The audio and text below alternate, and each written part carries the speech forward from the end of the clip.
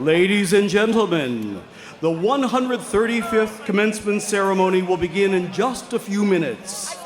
When the procession begins, graduates will enter from the four corners of Alumni Park. They will march behind large cardinal and gold banners bearing the name of the degree-granting schools. They will be escorted by faculty marshals carrying ceremonial batons marked with the seal of the university. The faculty and PhD candidates will enter the park from Bovard Auditorium. When the faculty enter the park, they will march behind heraldic flags bearing academic symbols of the degree-granting schools.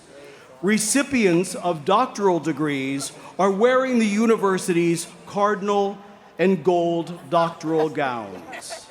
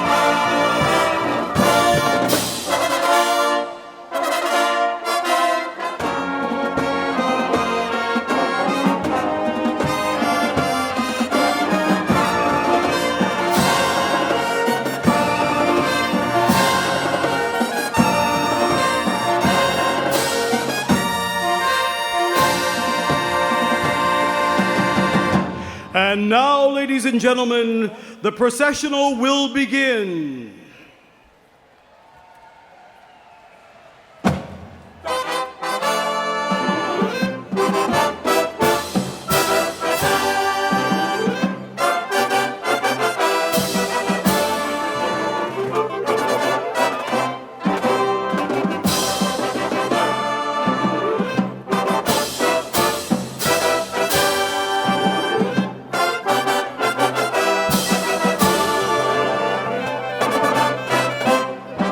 Ladies and gentlemen, on your far left, Column A is entering from the northwest corner of Alumni Park, including degree candidates from the School of Architecture, the Saul Price School of Public Policy, the Rossier School of Education, the Thornton School of Music, the School of Cinematic Arts, and the Leventhal School of Accounting. Also on your left, Column B is entering Alumni Park from the northeast, which includes candidates from the Marshall School of Business and the Annenberg School for Communication and Journalism. Column C, entering from the northeast corner of Alumni Park near Doheny Library, includes degree candidates from the Mrs. T.H. Chan Division of Occupational Science and Occupational Therapy. Column D, seated in the center of the park, consists of candidates from the Gould School of Law and the Division of Biokinesiology and Physical Therapy, as well as graduate students receiving the Doctor of Dental Science and the Doctor of Pharmacy degrees. Entering on your right, from the Northeast Child's Way, are the degree candidates from the USC Suzanne Dwork Peck School of Social Work, candidates from the Dental Hygiene Program at the Herman Ostrow School of Dentistry, as well as candidates from the Keck School of Medicine's Health Promotion Division and Physician Assistant Program. On your right, entering the park in columns E and F, is the Bovard College and the Dornsife College of Letters, Arts, and Sciences, including the Social Science Department, the Natural Science Departments, and the Humanities Departments. Continuing in column F, passing the video screen on the southwest corner of Alumni Park, are the candidates of the Roski School of Art and Design, the Davis School of Gerontology, the School of Dramatic Arts, the Iovine and Young Academy, and the Viterbi School of Engineering. Once again, ladies and gentlemen, and let's hear it from our graduates. On your left, column A is entering the northwest corner of Alumni Park, including the School of Architecture, the Saul Price School of Public Policy, the Rossier School of Education, the Thornton School of Music, the School of Cinematic Arts, the Leventhal School of Accounting. On your left, column B is entering the park from the northeast, including candidates from the Marshall School of Business and the Annenberg School for Communication and Journalism. Column C, entering the northeast corner of the park near Doheny Library, includes degree candidates from the Mrs. T.H. Chan Division of Occupational Science and Occupational Therapy. Column D, being seated in the center of the park, consists of candidates from the Gould School of Law, the Division of Biokinesiology and Physical Therapy, as well as graduate students receiving the Doctoral of Dental Science and the Doctor of Pharmacy degrees. Entering on the right from Northeast Childs Way is the USC Suzanne Dvorak Peck School of Social Work. Candidates from the Dental Hygiene Program of the Herman Ostrow School of Dentistry, as well as candidates from the Keck School of Medicine's Health Promotion Division and Physician Assistant Program. On your right, entering the park in columns E and F, is Bovard College and the Dornsife College of Letters, Arts, and Sciences, including the Social Science Departments, the Natural Science Departments, and the Humanities Departments.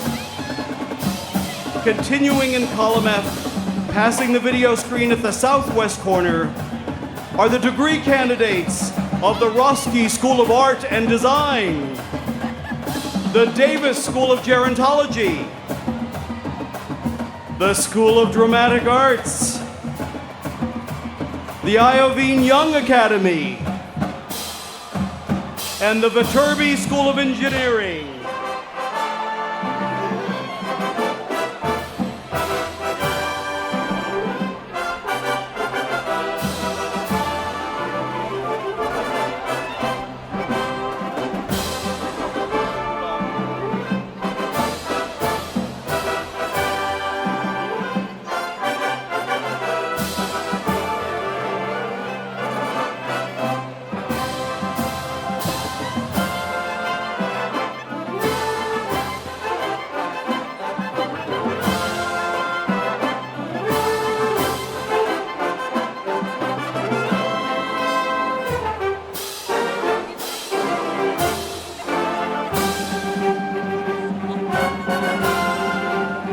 Ladies and gentlemen and graduates, we have a very special moment.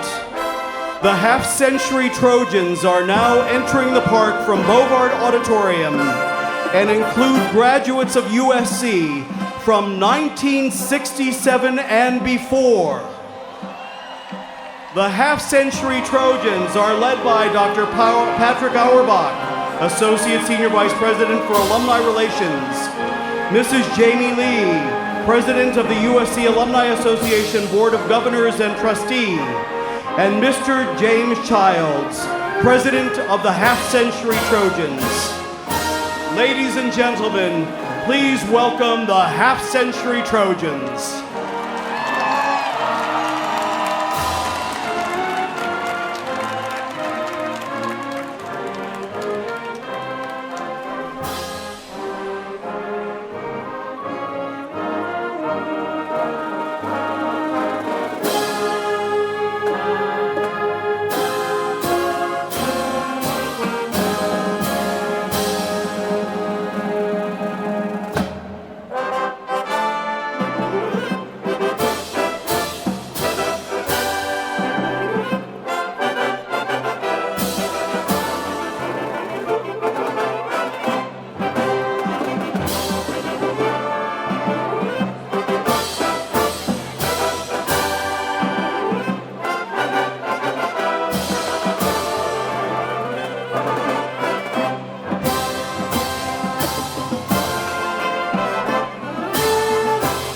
Ladies and gentlemen, and degree candidates, the Half-Century Trojans are circling the Fountain of Youth Triumphant in the center of the park. Let's give a warm welcome to your Half-Century Trojans, graduates from 1967 and before.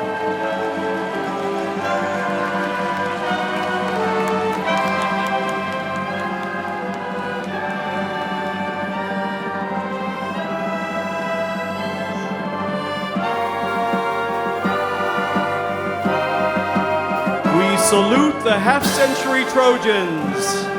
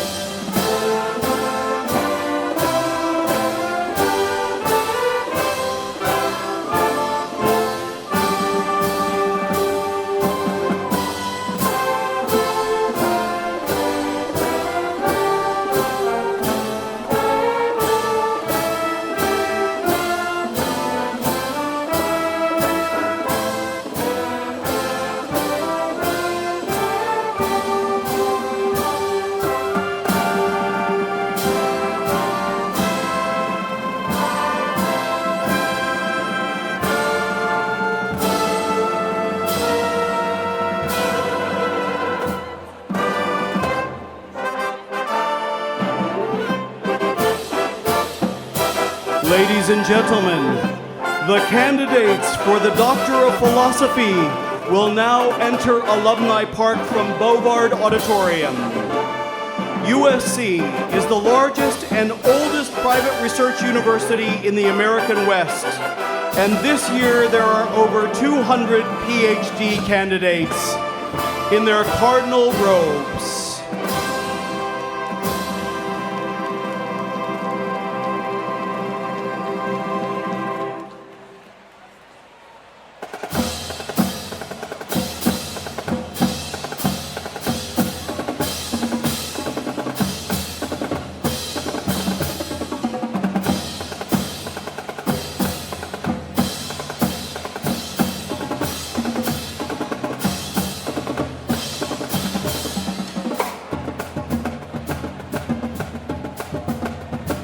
Ladies and gentlemen and degree candidates, please welcome your colleagues and mentors and TAs, USC's candidates for the degree of Doctor of Philosophy.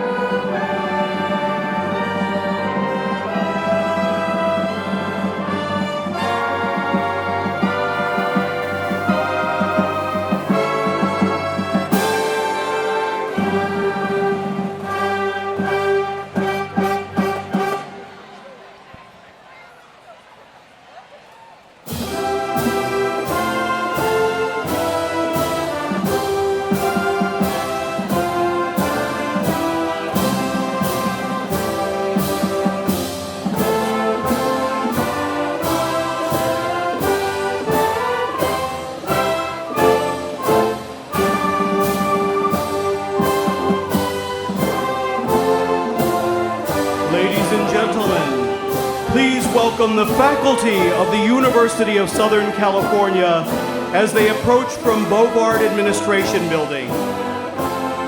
Heraldic flags representing each of the 21 degree-granting academic units in which they teach and carried by students from those units precede the faculty column. The faculty is wearing colorful academic gowns and hoods that represent the institutions from which they received their degrees. This year, the USC Retired Faculty Association, one of the oldest in North America, is celebrating its 69th anniversary. Ladies and gentlemen and degree candidates, the faculty of the University of Southern California.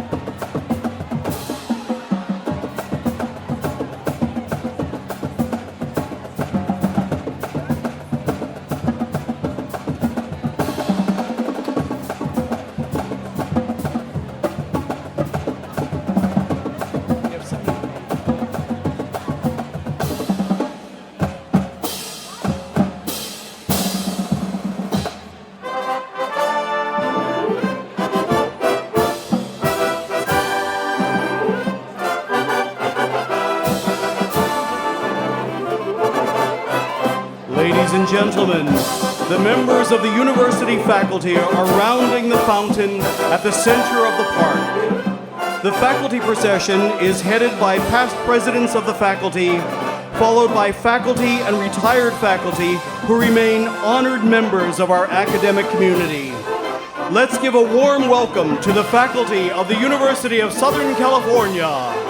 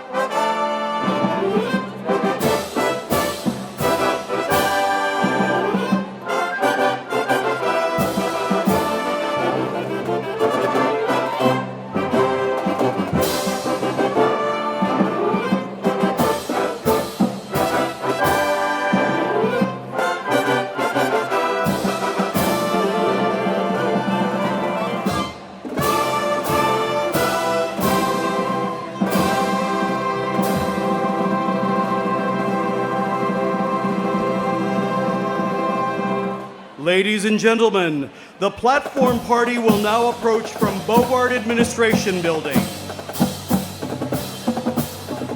One column is led by the president of the faculty, Dr. Paul Rosenblum, who is carrying the silver university mace. The second column is led by Dr. Donald Manahan, the university marshal. The procession includes the trustees of the university in their cardinal gowns of office, the senior officers of the university, the deans, the honorary degree recipients, and the valedictorian and salutatorians of the class of 2018.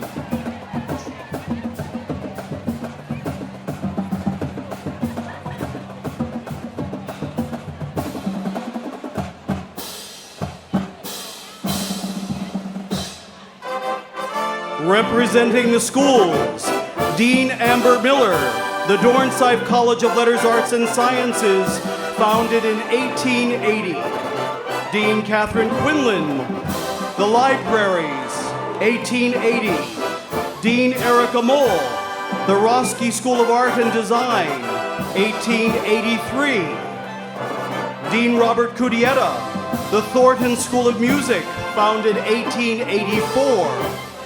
Dean Laura Mosqueda, the Keck School of Medicine of USC, founded 1885. Dean Andrew Guzman, the Gould School of Law, founded 1896.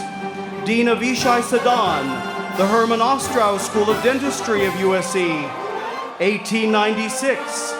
Dean Vasilios Papadopoulos, the School of Pharmacy, founded 1905. Dean Yanis Yortsos, the Viterbi School of Engineering, founded 1906. Dean Karen Sims Gallagher, the Rossier School of Education, founded 1909. Dean Milton Curry, the School of Architecture, founded 1919. Dean James Ellis, the Marshall School of Business, 1920. Dean Marilyn Flynn, the Suzanne Dworak Peck School of Social Work, founded 1920. Dean Elizabeth Daly, the School of Cinematic Arts, founded 1929. Dean Jack Knott, the Saul Price School of Public Policy, 1929. Dean David Rydell, the School of Dramatic Arts, founded 1945. Dean Willow Bay, the Annenberg School for Communication and Journalism, 1971. Dean Pincus Cohen, the Davis School of Gerontology, 1975. Dean William Holder, the Leventhal School of Accounting, 1979. Robert Cudietta, the Gloria Kaufman School of Dance, 2012.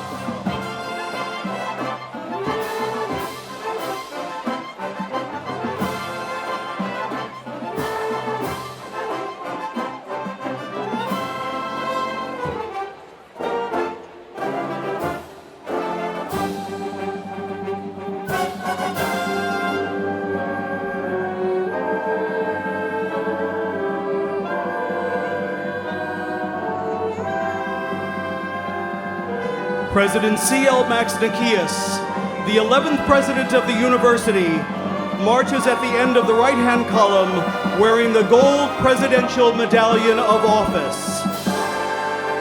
Please welcome our platform party. Ladies and gentlemen, please welcome the 11th president of the University of Southern California, C.L. Max Nikias.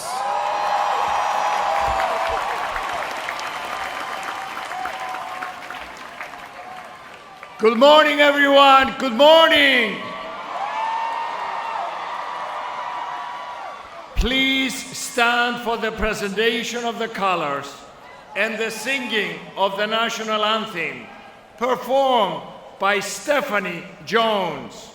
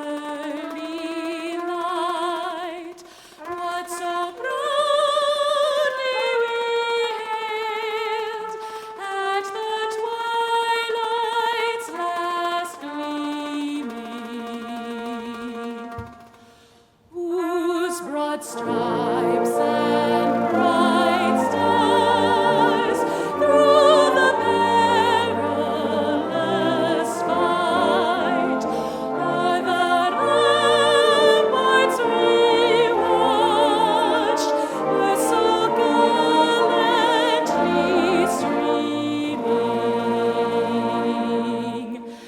And the rockets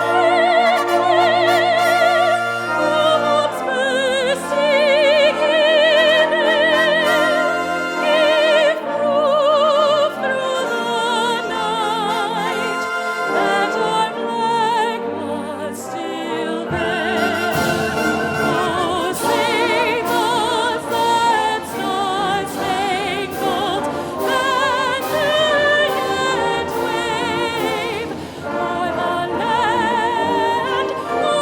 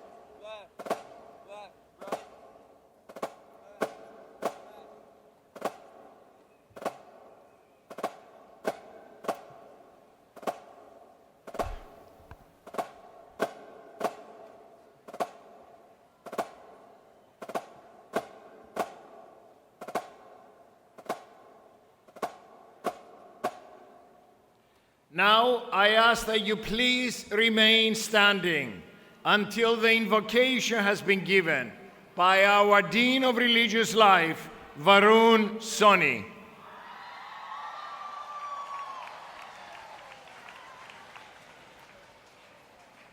In her poignant memoir, Top 5 Regrets of the Dying, A Life Transformed by the Dearly Departed, Bronnie Ware reflects upon her many years as a palliative care nurse providing compassionate care for her terminally ill patients.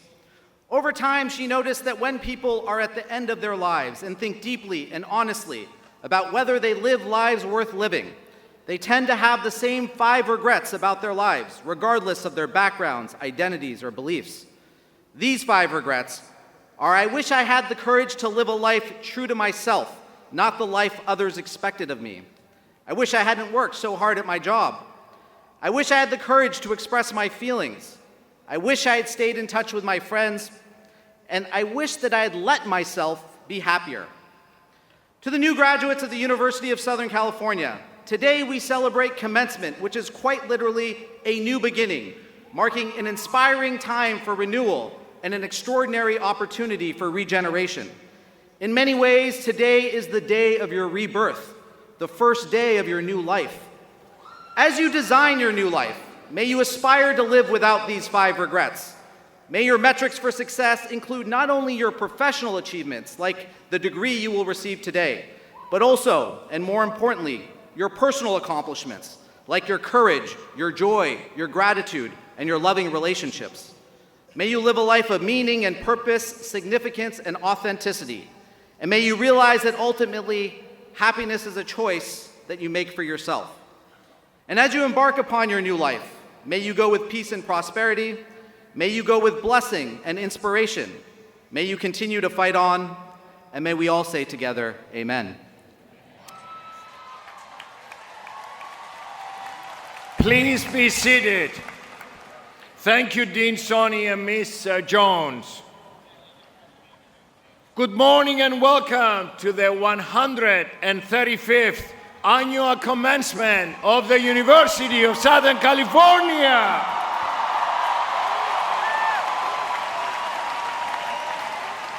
Today, we confer more than 15,000 degrees at the undergraduate level, at the graduate and doctoral level, and at the professional level.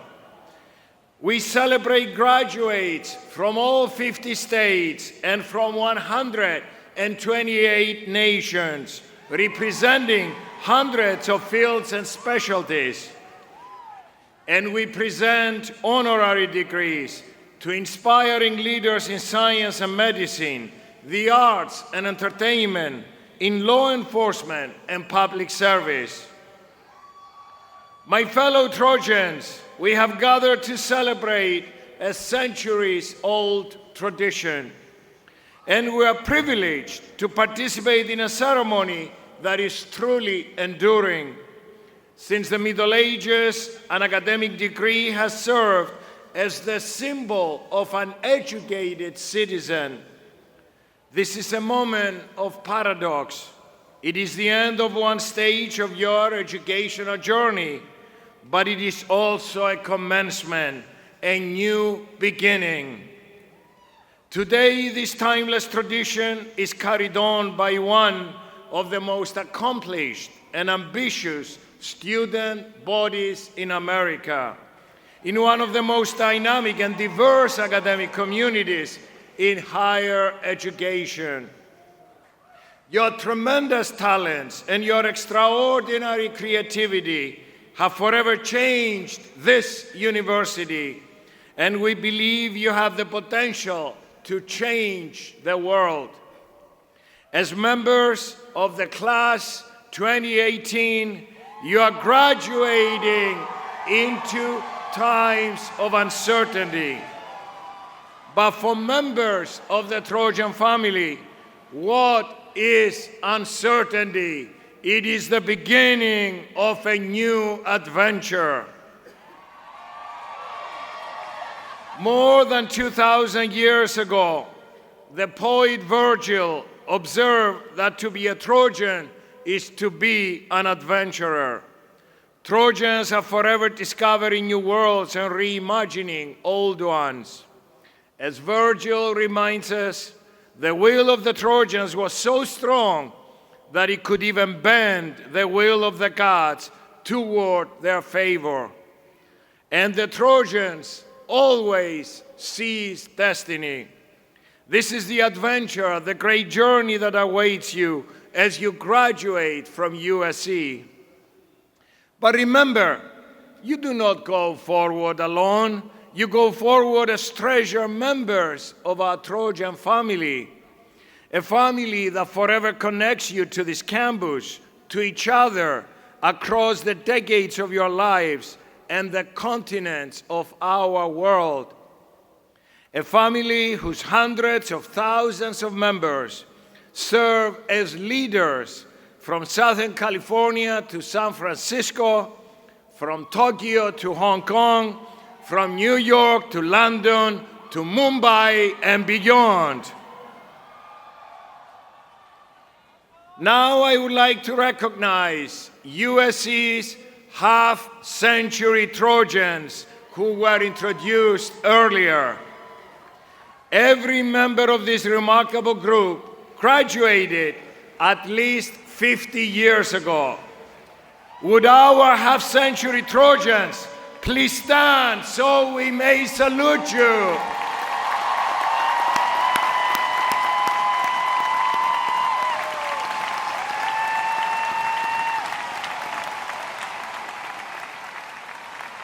Thank you. These exceptional men and women demonstrate that to be a Trojan is to be a Trojan for life. Our half-century Trojans were educated and mentored by previous generations, and they have shown their support for younger Trojans like the students graduating today.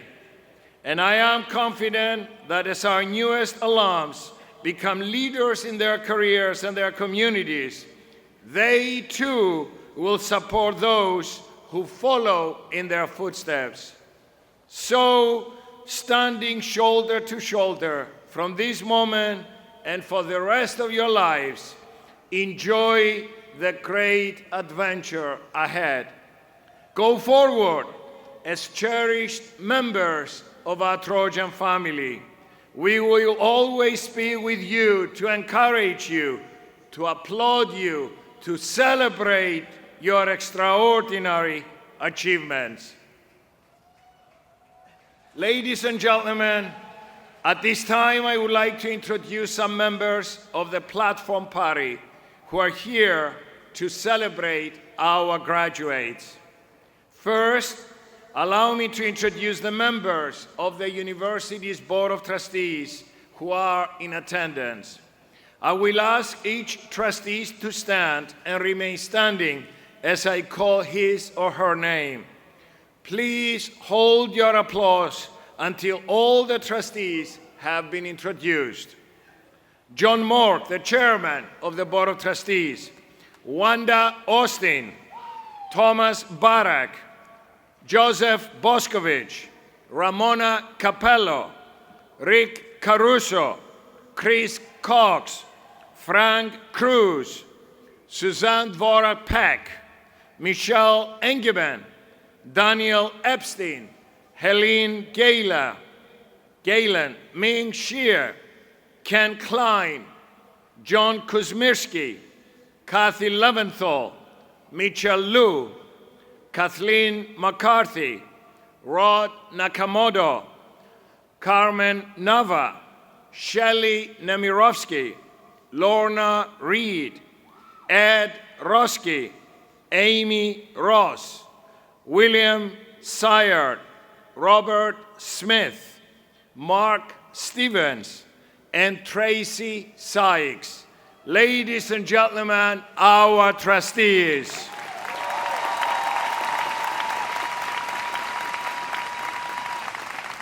Now I would like to ask members of the senior administration to stand and also be recognized as a group. Michael Quick, Provost and Senior Vice President for Academic Affairs. Carol Mao Shamir, Senior Vice President and General Counsel of the University. Al Checchio, Senior Vice President for University Advancement.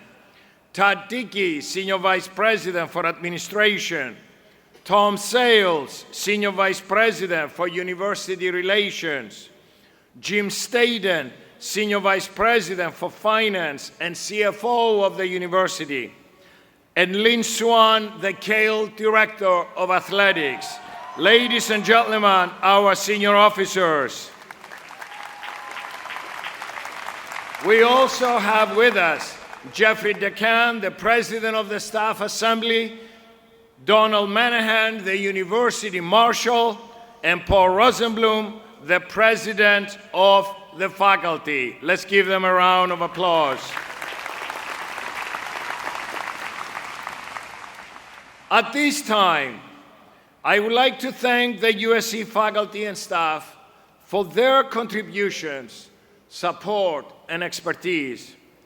They set a standard of excellence for our students to follow. Will our outstanding faculty and staff please stand to be recognized?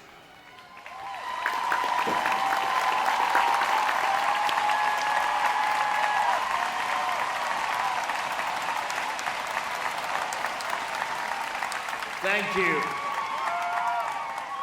Next, it is time to recognize the friends and family members of our graduates.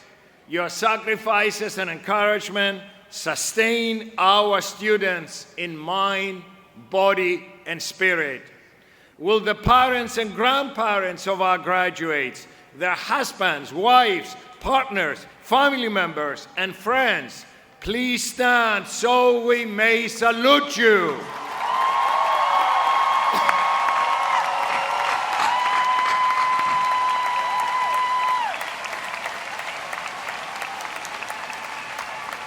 Thank you. All of you are part of a tremendous academic legacy here at USC. And our legacy is always growing, especially this year, as two programs celebrate their very first graduating class. Today, the inaugural class of scholars from the USC Iving Young Academy will receive degrees along with the very first graduates of the USC Bovard College.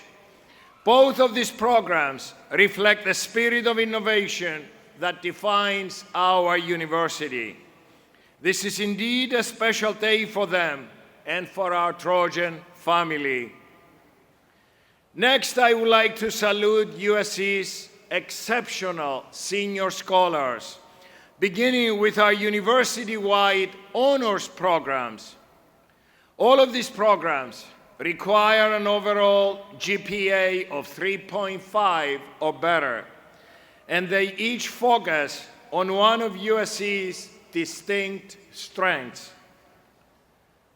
Discovery scholars build upon our university's emphasis on innovation through original research and artistic creation. Our global scholars focus on international learning by studying or working as an intern or a volunteer for at least 10 weeks outside the United States. Our Renaissance scholars take advantage of USC's rich array of academic subjects by mastering two widely varied majors and minors. In addition, our Dornsife scholars pursue solutions to pressing social challenges facing our global community by striving to make a positive impact on the world. And finally, our Mork family scholars have demonstrated the highest qualities of scholarship and citizenship while at USC and will continue to do so as they pursue their careers. Would all our scholars please stand so we may recognize you?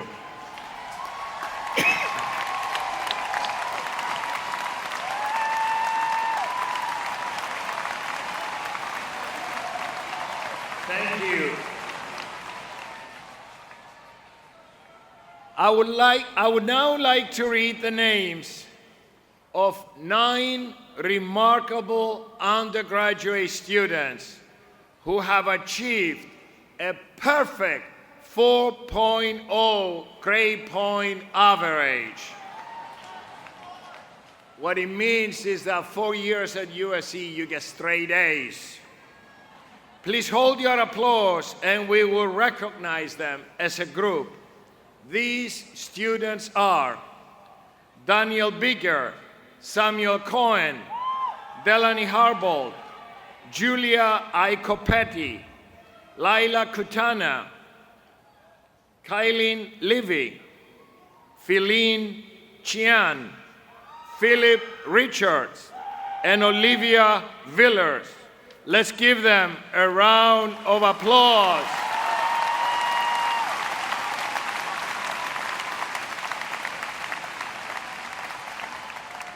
At this time, I would like to recognize 3 exemplary students from the class of 2018 who epitomize the greatest aspirations of all Trojan graduates, our 2 salutatorians and our valedictorian.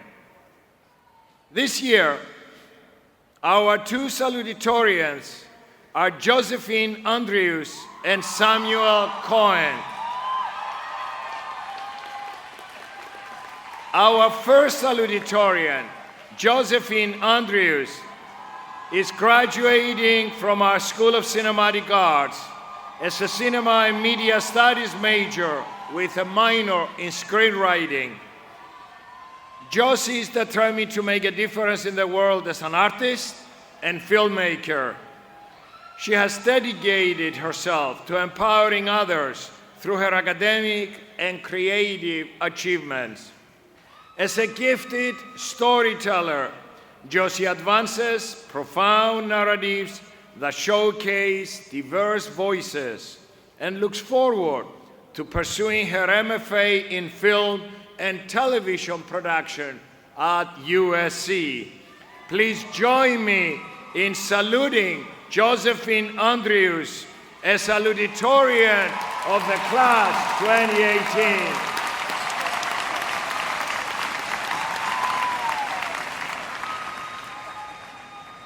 Our second salutatorian is Samuel Cohen.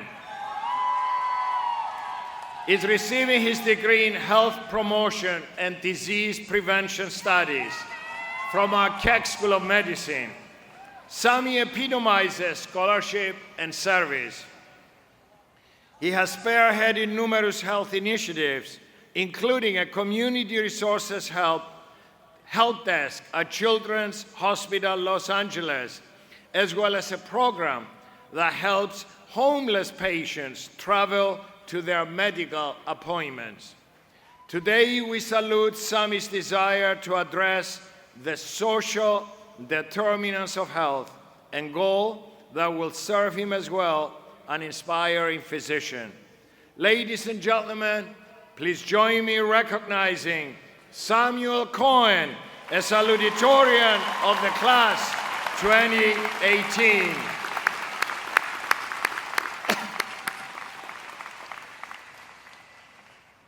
Now it is my special privilege to introduce the valedictorian of the class 2018, Ms. Rosebud Campion.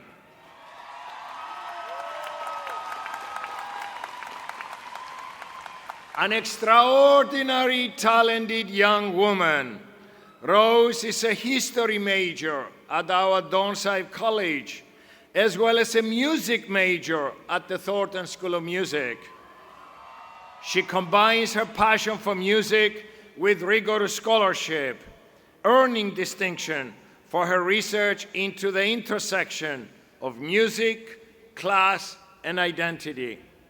Rose has also made significant contributions to our community through her volunteer work, as she has shared her love of classical composition with students at our local elementary schools. She will certainly add to her list of stellar accomplishments as she pursues a master's degree in musicology at the University of Oxford in England next year.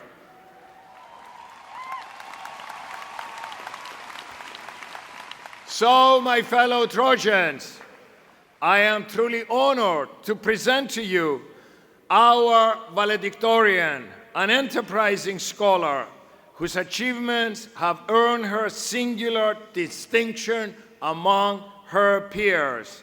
Ladies and gentlemen, please welcome Ms. Campion.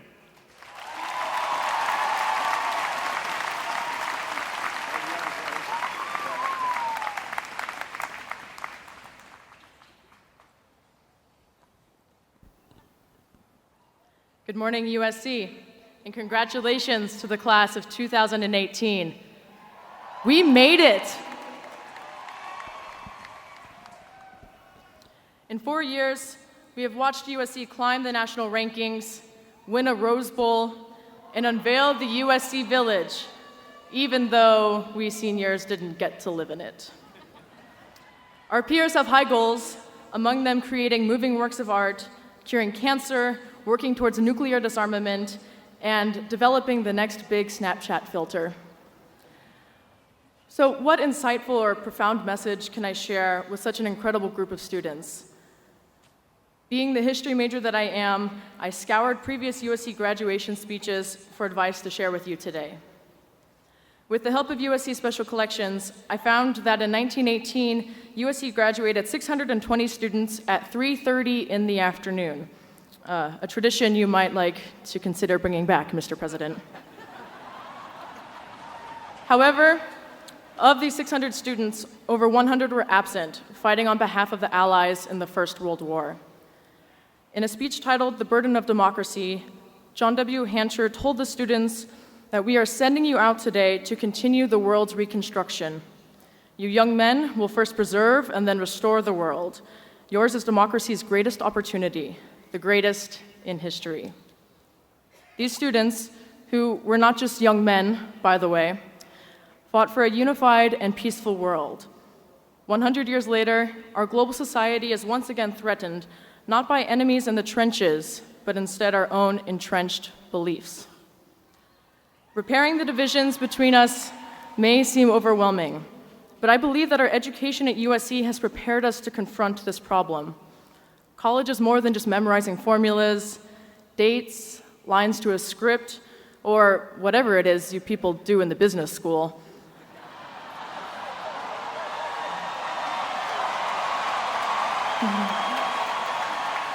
USC has helped us develop skills in empathy and human understanding that will allow us to make meaningful change in this world. During our time as Trojans, we've honed our ability to empathize in unexpected circumstances.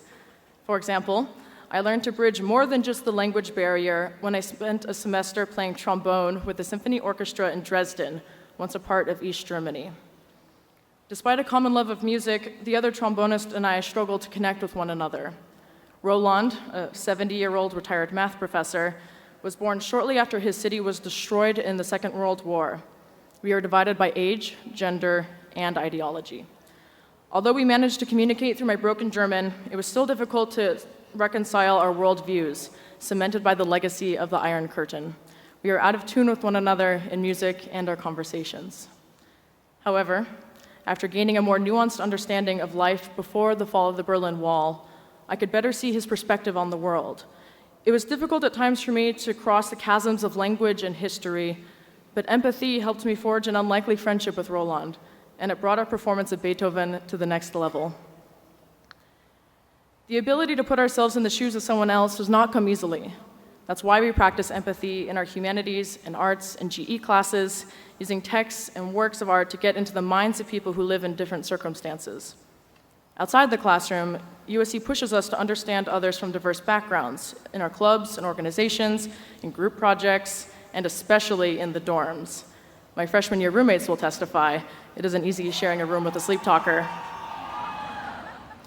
Coming from the small town of South Lake Tahoe in the mountains of Northern California, I never thought that I would work with students in South LA, play in an orchestra in the former East Germany, and make friends from all around the world, much less those from that foreign place called Orange County. However, it's even more difficult to empathize with those who have done us harm. In the past 4 years, we've been confronted by sexual harassers, perpetrators of gun violence, and someone who attacked one of our own graduating students in Charlottesville. To try and understand these people and their actions is seemingly impossible, but we need empathy to repair these deep divides and create a unified and peaceful society. So, we set the clock back 100 years once more and ask, how can I use my USC degree for good and accept John W. Hancher's burden of democracy? I call on us, the class of 2018, to build on our experiences as Trojans and find a way to continue practicing empathy each and every day after we leave this campus. We may even find it in our hearts, deep, deep down, to somehow empathize with a UCLA Bruin. Every day, we can fight these entrenched differences, fight our prejudices, and fight those trends that divide us. And of course, always, fight on. Thank you.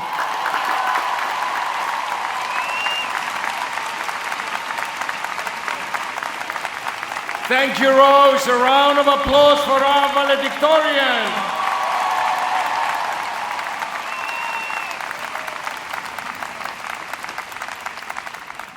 At this time, we will present honorary degrees to 5 exceptional individuals. As a group, they represent excellence in a broad variety of endeavors, but they share a passionate commitment to bettering the lives of others through their work. Their collective contributions stand as an inspiration to us all. Our Dean of the Price School of Public Policy, Jack Knott, will present our first candidate for an honorary degree.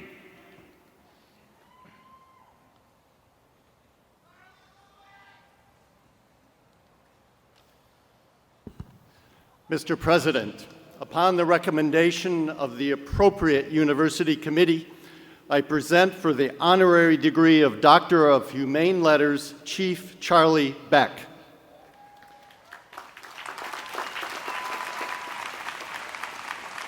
Chief Beck has truly embodied what it means to protect and to serve in his 4 decades career with the Los Angeles Police Department. He has been a catalyst for reform as the leader of a vital public institution that maintains the safety and security of 4 million people. With his innovative approach to traditional police work, Chief Beck has revitalized our neighborhoods while strengthening the bonds of community that unite all Angelenos. Indeed, he stands as a tremendous role model for generations of law enforcement officers. For his steadfast vigilance, his visionary philosophy of community policing, and his commitment to the cause of justice, the University of Southern California is proud to honor Charlie Beck with the degree of Doctor of Humane Letters honoris causa.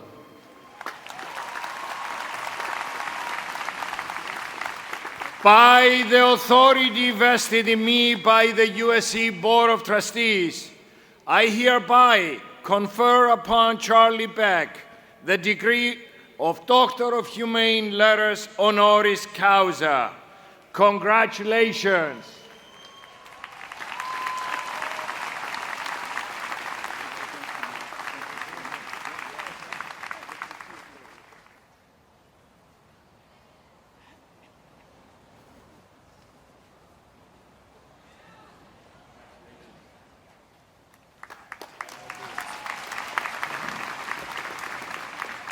Our Dean of the Viterbi School of Engineering, Yanis Yorchos, will present our next candidate for an honorary degree.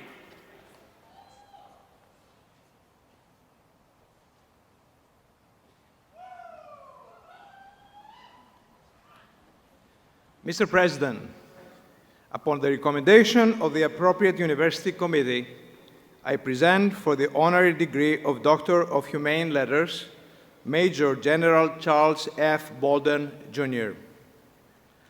General Bolden possesses an unparalleled record of service to our nation. As a 34-year veteran of the United States Marine Corps, he flew scores of combat missions and commanded American troops abroad. As a pioneering astronaut, he was among the first pilots handpicked to fly the space shuttle. And as the administrator of NASA, he guided our country's space program into a bold new era of exploration beyond our imagination.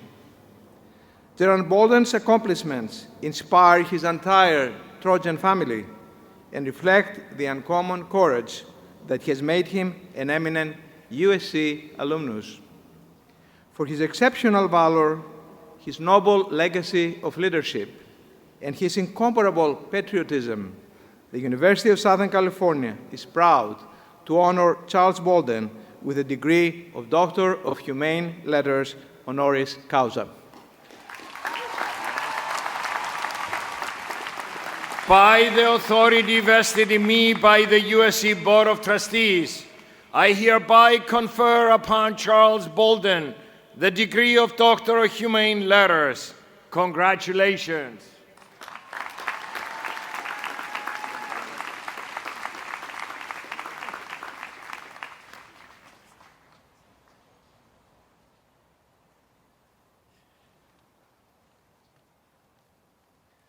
Our Dean of the Dornsife College of Letters, Arts, and Sciences, Amber Miller, will present our third candidate for an honorary degree.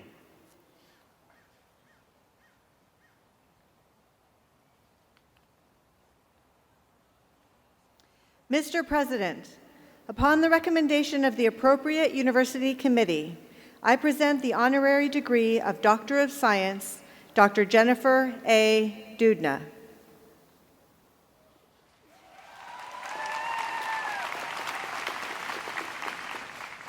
As an internationally renowned biochemist, Dr. Doudna has redefined the boundaries of genetic research.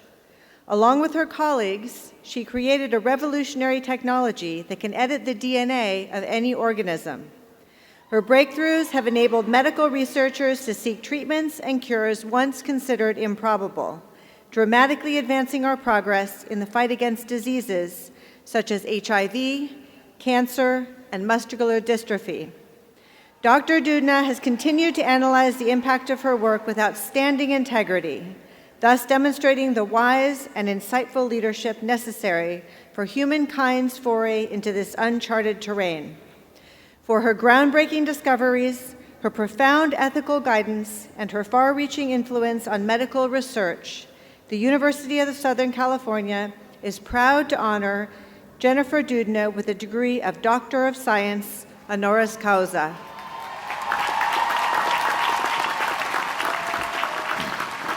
By the authority vested in me by the USC Board of Trustees, I hereby confer upon Jennifer Doudna the degree of Doctor of Science, honoris causa. Congratulations.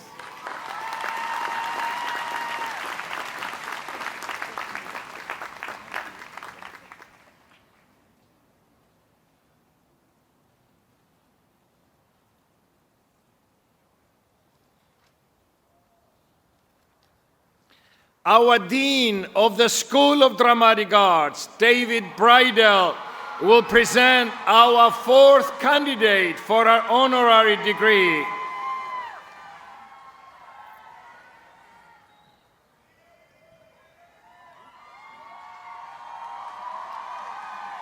Mr. President, upon the recommendation of the appropriate university committee, I present for the honorary degree of Doctor of Fine Arts, Mr. Forrest Whitaker.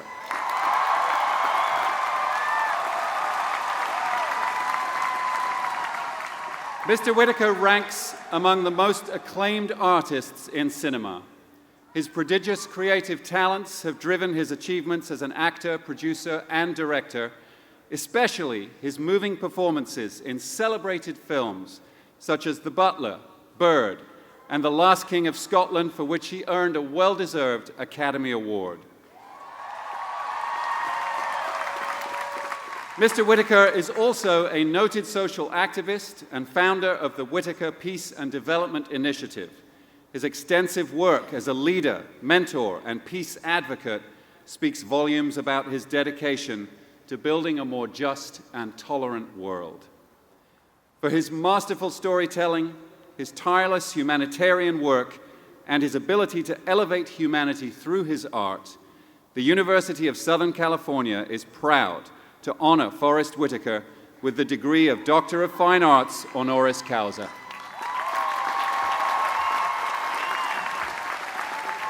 By the authority vested in me by the USC Board of Trustees, I hereby confer upon Forrest Whitaker the degree of Doctor of Fine Arts, honoris causa.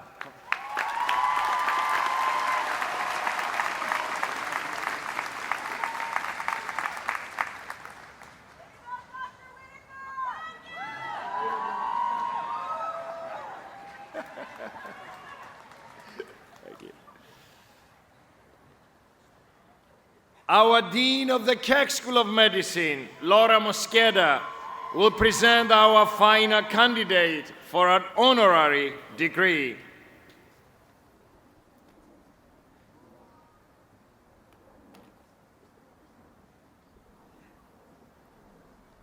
Mr. President, upon the recommendation of the appropriate university committee, I present for the honorary degree of Doctor of Science, Dr. Siddhartha Mukherjee.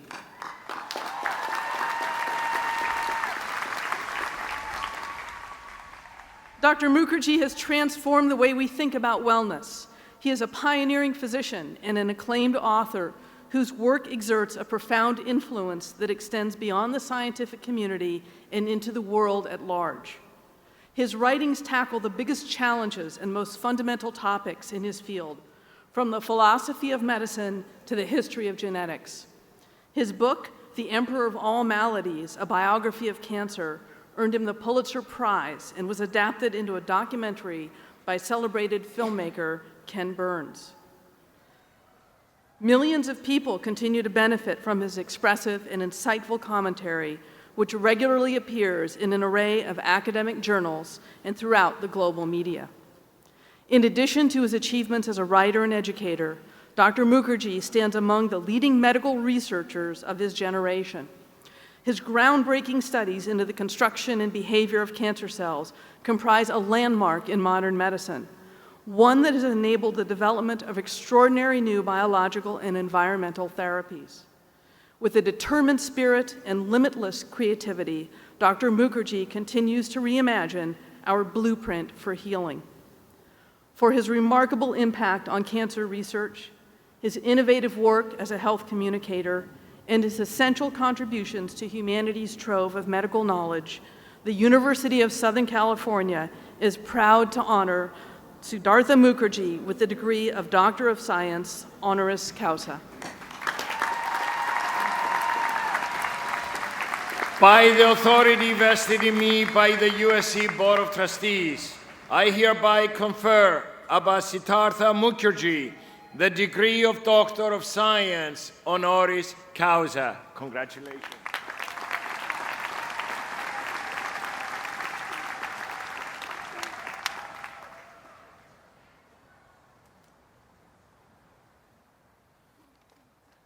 It is now my pleasure to ask Dr. Mukherjee to offer the 2018 commencement address for the University of Southern California.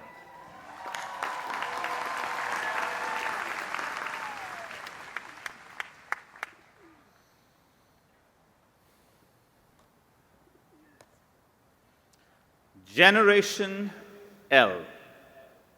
Before I begin, I want you to turn to your left and turn to your right and congratulate the person sitting next to you, even if you don't know them. Congratulations! Congratulations to the graduates of the class of 2018.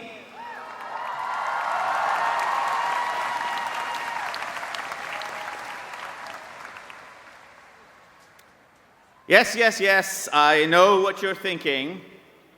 Last year we had Will Ferrell.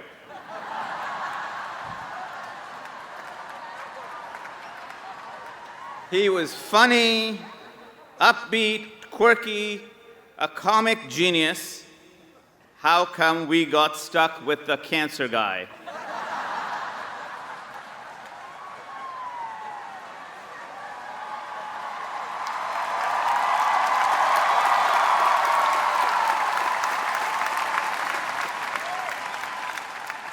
But hold that thought for a second, for here we are on this absolutely glorious morning. And if there's one thing that Mr. Ferrell and I do share, and that's not very much, it's this. We are both immensely, immensely honored to be asked to speak to you. And so let me congratulate you and your families on what is definitely one of the most memorable days of your life.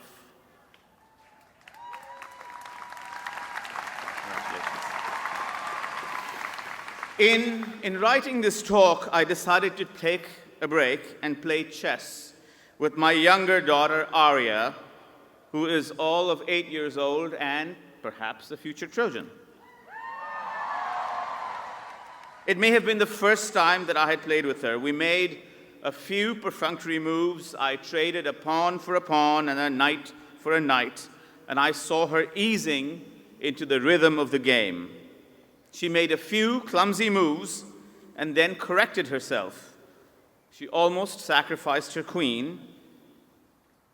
And then, about an hour into the game, I witnessed something astonishing happen. A dry, wily smile spread over her face, a smile that I had never seen. And she began to play well. Not just well, but very well. Every move that I made was countered by her move. I lost a rook, then a bishop, and then the whole kingdom. Checkmate, she said, triumphantly. And then I realized what had happened in the last half an hour. She had learned to see the board through my eyes. She had climbed out of her own head into the crawl space of my head. She was thinking my thoughts before I had them. She was listening to my brain. She was eavesdropping on my mind. This talk is not about talking, but about listening. Let me tell you a very different story. In the early 1950s, the mortality rate from childhood lymphoblastic leukemia, cancer of the white blood cells in children, was 100%. 100%. Every child diagnosed with leukemia died. The illness was called a suppuration of blood because doctors thought that the blood had somehow turned rotten, and like spoiled milk, there was no way of turning it back.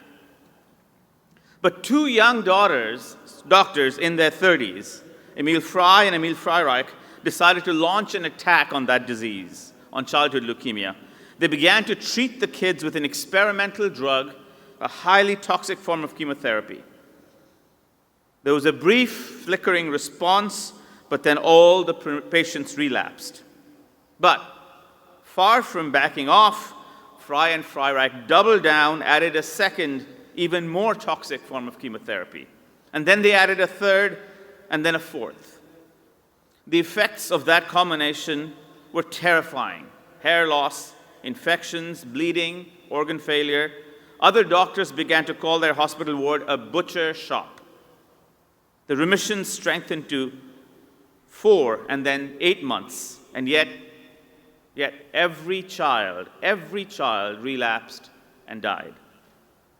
It was like playing a cellular chess match, a game against cancer. Every move that they made was met by a counterpoise move. A knight was traded for a knight, a pawn for a pawn. And that's when Frey and Freireich realized that they had to get into the mind of cancer. To solve these relapses, they had to know what game the leukemia was playing before the cancer made its next move. The best doctors seem to have a sixth sense about the disease, one physician wrote. They feel its presence, know it to be there. They perceive its gravity before any intellectual process can define, catalog, and put it into words. We began to understand its language and its interior logic, Frey once told me. And so in the final round of experiments, they instilled chemotherapy directly into the brain and the spinal cord of 4- and 5-year-old children. And at last, these children began to be cured. The cure rates climbed magnificently from 40% to 60% to 70%.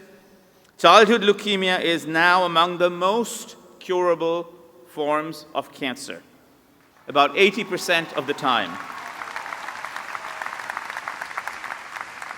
This cure ranks among the singular achievements of modern medicine. It inspired one doctor to say, if I had the choice between walking on the moon and curing a child with cancer, I would never look at the moon again. Which brings me back to listening. I want to talk to you about the possibility, the requirement even, of climbing out of your own heads into another mind. It seems to me to be a uniquely human capacity, although, to be fair, my wife swears that our dog can do it too. But that's just a very smart dog. In fact, I might argue that it's a definingly human capacity, and yet oddly there's no word for it in our language. This kind of listening takes 3 forms. The first is the kind that I experienced with my daughter. We occasionally term this empathy, a word that was used before here, but perhaps we need a different word for it, it could be a purely strategic activity. As with my daughter entering my mind to beat me at chess, or a military general entering his or her enemy's head in the midst of a campaign, or a doctor entering the mind of an illness. The important feature about this kind of listening is that it asks you to do something nearly fantastical, like those transmorphic beings in Aliens. to abandon your own private self, your identity, your past, your language, these words that we have become obsessed with, to acquire the language, the identity, the skin of another person. What is it like to be him or her? What is their suffering like? What is their joy like? What makes them tick? What if I was born as that woman or that man? In a sense, all human conversation depends on the minor exercise of this faculty. Every time we talk, we partly desire to enter each other's heads. This capacity is impaired in the severest form of mental illness, leading to a person disturbingly unable to function in the world.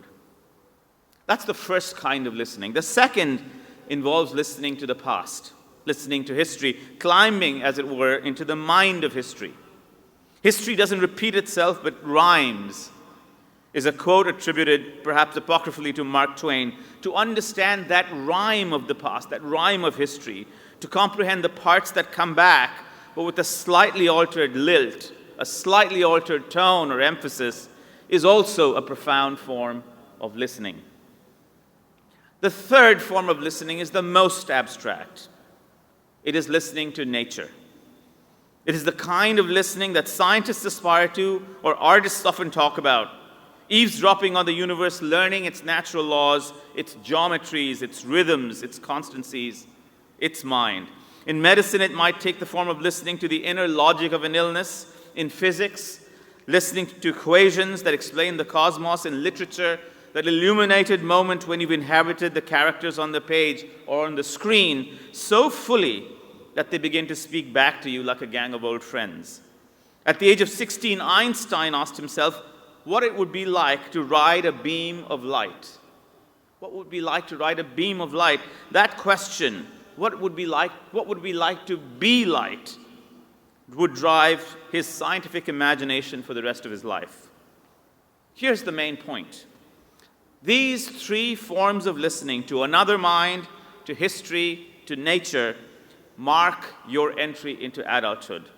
You might think of these as three sides of a uniquely human triangle, or a three-sided portal through which we must all pass. We are the only species that can learn to think like another of our own species, the only one that records and remembers its history, the only one that tries to decipher the laws of nature and the universe.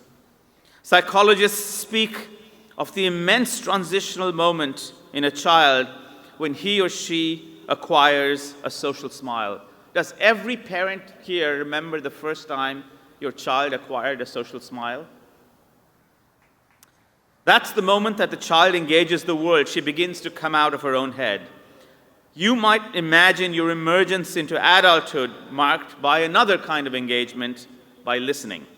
It marks the completion of the coming out of your own head that you began decades ago with that first smile. I, for one, had not learned to listen when I graduated from college. It was not until 3 years later, when I was really in the thick of my studies in immunology, that I learned to listen to what an experiment had to say. That's when I made my first scientific discovery about how viruses and cancers learn to become invisible to the immune system. They do so, I learned, by tricking an ancient cellular system to recognize their foreignness. I also learned that you could undo this trick. You might goad your immune system to detect that virus or cancer again, an idea that has emerged as one of the most exhilarating new themes in biology and medicine. I remember staying up past midnight looking at the radioactive counter, tick, tick, tick, tick, ticking, waiting for the groaning old printer at Oxford that was almost out of ink always to print the pages of data, and realizing that I was, in fact, eavesdropping into one of the most profound mysteries of biology and the universe. It took me another 4 years before I learned to listen to a patient. In the first year of my residency, I cared for a young man with esophageal cancer. Steve was a plumber from North Boston, about 36, and about to get his 9th round of chemo, a dose-dense, intense regimen that required a strict adherence to a schedule. But that morning, that particular morning, he just wasn't having it. He'd had a bad day. He came to the hospital and said flatly, "I don't want to fight this war. You fight the war. I don't want to be a casualty. I'm not a soldier. I want a cookie." I learned that morning that words like war and soldier don't work for everyone every time, that the restoration of sanctity and sovereignty and dignity is a goal in and of itself, that the art of doctoring is negotiating with hope, and that when a grown man says he wants a cookie, he wants a cookie. I got Steve his cookie, mint chocolate chip, and asked him to go home and come back the next week. The chemo could wait, the hospital could wait, the tests could wait, I could wait. And so Steve lived for another 24 months because of his intensive treatments. He got to see his oldest son graduate from high school, but if I had pushed him too hard that morning, I would have lost him as a patient. And yes, ironically for a medical historian, I learned to listen to history last. I was the first-year kind of fellow in oncology, you know the sort, aloof, exhausted, wears the School of Medicine, nose to the ground, the man in scrubs who snaps at you on the subway and then tries to solve your crossword puzzle. When a woman asked me a question that stunned me, where are we in this fight and who is going to win? And I realized that we had no history of this elemental shape-shifting illness that has haunted us from the beginning of time. I had no intention of becoming a writer, but that was the day I started writing my book that eventually grew and grew and grew into a 600-page history of cancer. I'm telling you this because I wish someone had told me at my own commencement that the one and only requirement for graduation was not that I finish these many credits or pull those many all-nighters or attend these many late-night mixers, or for that matter, survive Drew Casper's lectures, but that I had to emerge out of the closed, cordoned-off space of my own head. This was the sole requirement that no one had told me about. I had to learn to listen to another mind, to nature, to history. I cannot also help but notice that in the past 1 year or so, we have turned into a nation of bad listeners. A nation of bad listeners. I had promised that I would not contaminate this talk with the tawdriness of contemporary politics, but is it impossible to ignore the fact that we have stopped listening to each other? Or for that matter, stopped listening to the lessons of the past or to natural laws? It seems that every toxic rupture in our culture, our willful depredations on climate and the environment, the circus of our elected leaders who encourage us to ignore their personal history and national history, or those who fail to defend the defenseless and who goad us to reject natural laws and facts, is, at its root, a rupture of listening.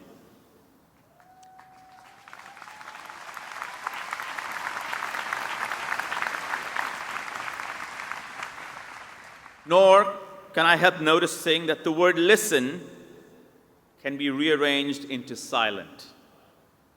Listen, silent. Silence is the absolute prerequisite of listening. Its opposite is not sound or noise or cacophony, but tweeting. Perhaps social media was intended at a distant moment of its inception. Oh, when was Facebook invented? Was it 1878? As a means of enabling communal listening, but this has in fact encouraged a pathological syndrome called staying inside your own heads. The premium placed on self-curation, on individuality, on identity, who are you, what are you, has created a perpetual echo chamber of self-actualization from which there is seemingly no escape. But you, of course, will be part of the listening generation. Your predecessors tried, but we could not leave our tiny, reverberating chambers of navel-gazing identity and self-curation. We could not get out of our own heads. We had plenty of tools, social media, cell phones, emails, but we mistook them. These were hearing tools, not listening tools. You, however, are part of the new order. You will learn to hear each other out and listen to each other. Learn to inhabit each other's joys and sufferings. You will fight on, but you will listen in.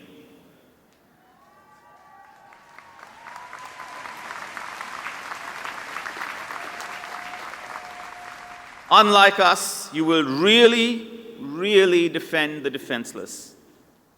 Unlike us, you will really learn the lessons of history. You will discover the natural laws that we missed in the midst of our cacophony. You will be the listening generation, Generation L. The irony of this talk has not escaped me. I've spent 12 minutes talking to you about listening. Only pathological people speak like this without listening, and so now it's time for you to carry the conversation forward.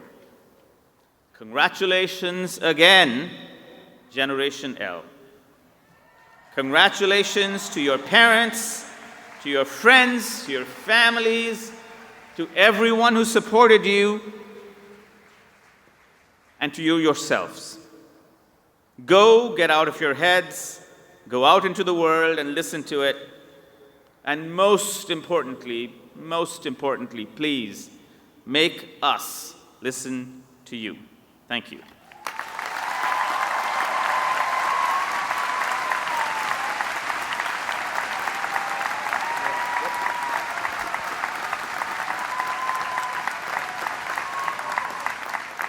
Dr. Mukherjee, thank you so much for that incredible commencement address. Mr. President, at this time we will salute our graduating students before you confer their degrees upon them. We will begin with the candidates for baccalaureate degrees. After I read the full list of schools with candidates for bachelor's degrees, I will ask those candidates to rise. Dornsife College of Letters, Arts, and Sciences. The Eavine Young Academy for Arts, Technology, and the Business of Innovation. The Leventhal School of Accounting. The School of Architecture. The Roski School of Art and Design. The Marshall School of Business. The School of Cinematic Arts. The Annenberg School for Communication and Journalism. The Ostro School of Dentistry, including the Department of Dental Hygiene and the Mrs. T.H. Chan Division of Occupational Science and Occupational Therapy. The School of Dramatic Arts. The Viterbi School of Engineering. The Davis School of Gerontology. The Keck School of Medicine, including the Global Health Program and the Program in Health Promotion and Disease Prevention Studies. The Thornton School of Music. The School of Pharmacy. And the Price School of Public Policy. Will the candidates for bachelor's degrees please rise?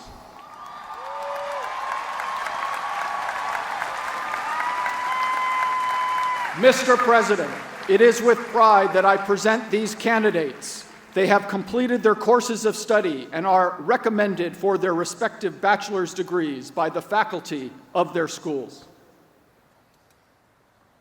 Candidates for the baccalaureate degree, you have developed a broad and rich base of knowledge by pursuing studies in your selected majors and exploring a wide range of academic disciplines. I warmly salute you.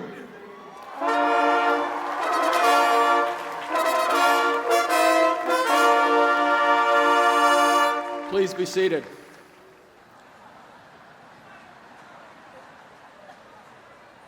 We will now salute the candidates for master's degrees and certificates.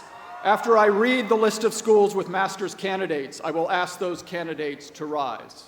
The Dornsife College of Letters, Arts, and Sciences, the Bovard College, the Graduate School, the Leventhal School of Accounting, the School of Architecture, the Roski School of Art and Design, the Marshall School of Business, the School of Cinematic Arts, the Annenberg School for Communication and Journalism, the Ostro School of Dentistry, including the Division of Biokinesiology and Physical Therapy, and the Mrs. T.H. Chan Division of Occupational Science and Occupational Therapy, the School of Dramatic Arts, the Rossier School of Education, the Viterbi School of Engineering, including the Engineer's degree, the Davis School of Gerontology, the Gould School of Law, the Keck School of Medicine, including the Physician Assistant Program and the Nurse Anesthesia Program, the Thornton School of Music, the School of Pharmacy, the Price School of Public Policy, and the Dvorak Peck School of Social Work. Will the master's candidates please rise? Mr. President, it is with pride that I present these candidates. They have completed their course of study and are recommended for their respective master's degrees and certificates by the faculty of their schools. Candidates for the master's degree, you have built upon the foundation laid during your years of undergraduate study, gaining deeper knowledge in your chosen field. I warmly salute you.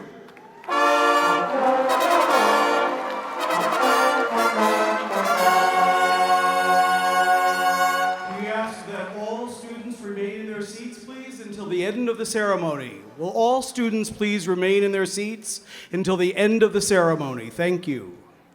We will now salute the candidates for professional doctoral degrees. After I read the list of degrees, I will ask those candidates to rise.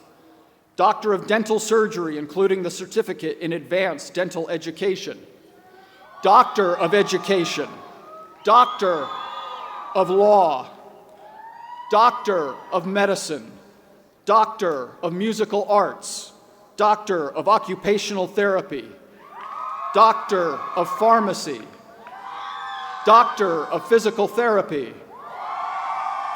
Doctor of Policy, Planning and Development, Doctor of Regulatory Science, and Doctor of Social Work.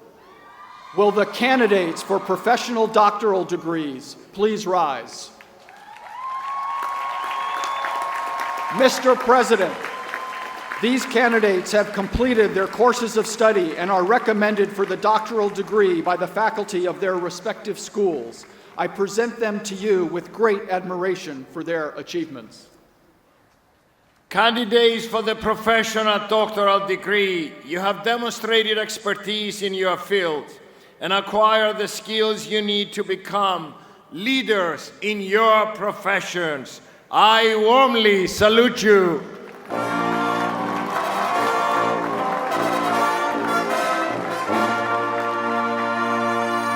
Please be seated.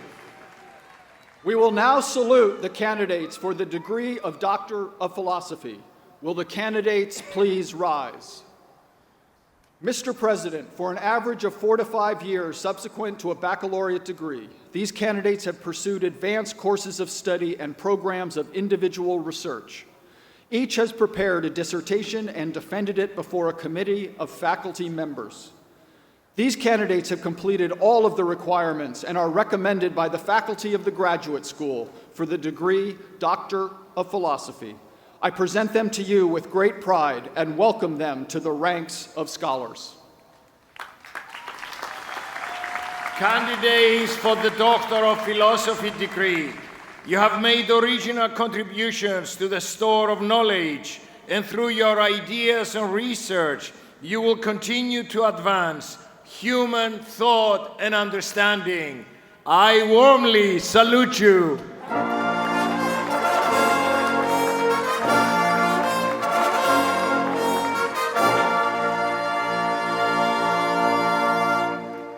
please be seated. And now, before we confer your degrees, we will issue a charge to the Trojan graduates.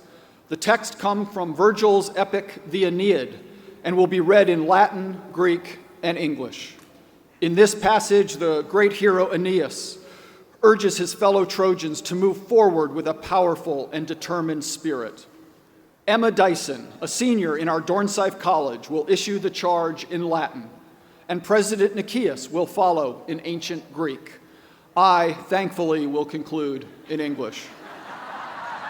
You will find the words inside the front cover of your program. Will all candidates for degrees, including honorary degree recipients, please rise at this time and remain standing as the charge is delivered.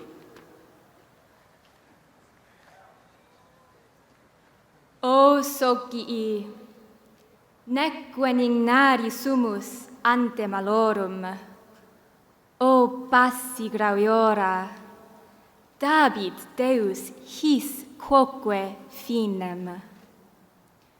Vos et sculaeam rabiem benitusque sonantes acestis scopulos, vos et cuclopea saxa experti, revocat animos, maestumque timorem mittite, forsan et haec olim meminisse iuabit.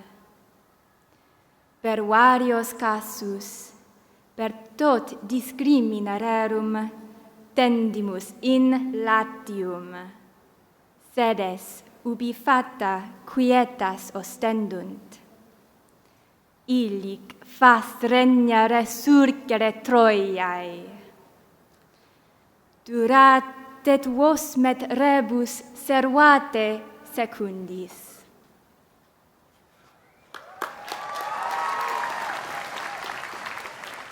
Ο φίλοι ουγάρ που τι κακόν αδίμονες σήμεν, ο χειροτλάντες, Θεός ίσι της δε την πείρα,ήμες εν λύσεις κυλέιν, εν βαρίχους ήλθετα ανασκοπέλους, και πετρών κυκλοπίων διπηρήθητε ποτέ, αλάπνιστε ανηρών τε πανπόσθεστε δέος, νήστε και τον δε συνήσει. Παντής οι τύχες, διατάρτωσον δε αγώνων, σπέβδομεν εις Λάτιον, γησέδρας εν Θασσαλεύτους μοίρα επιδείξαν.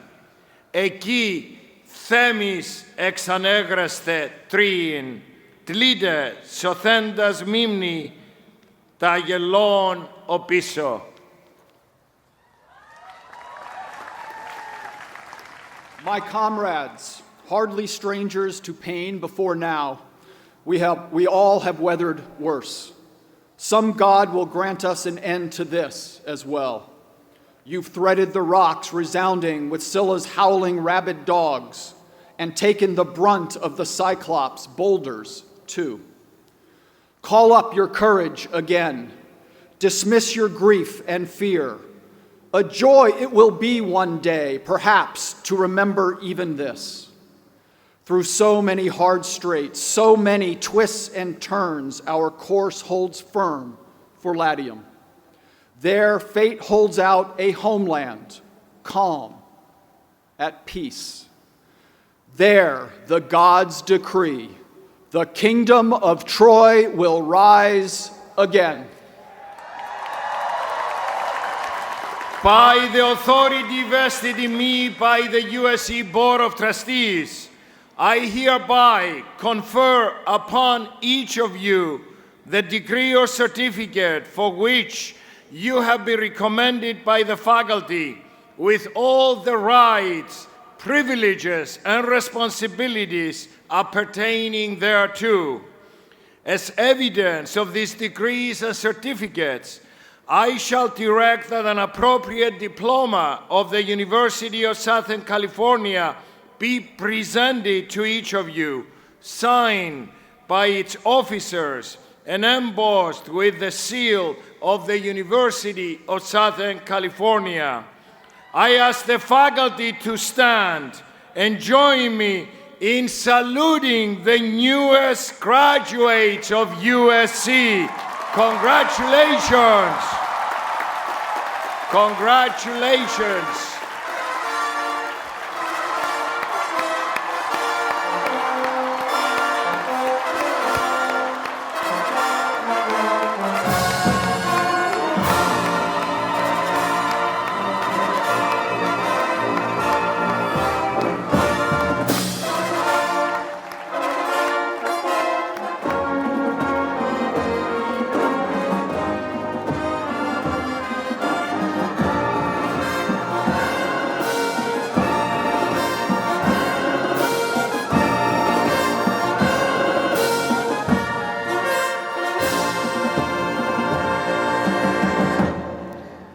Please be seated.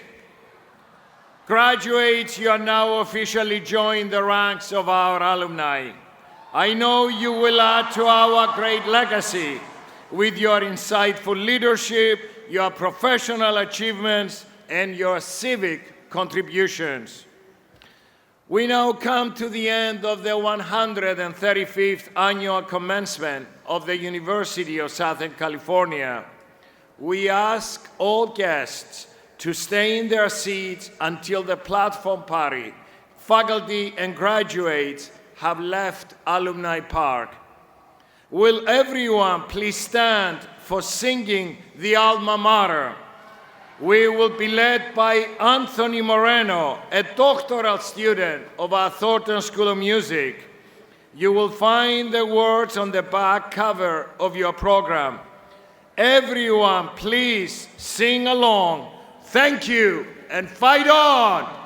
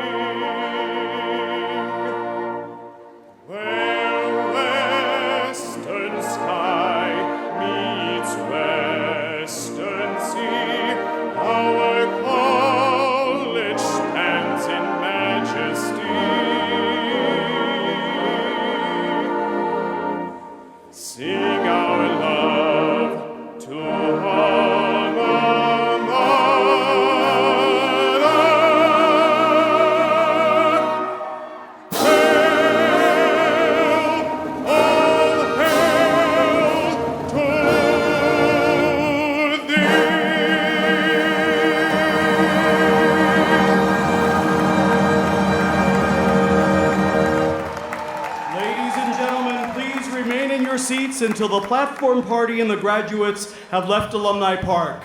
Thank you and have a great morning.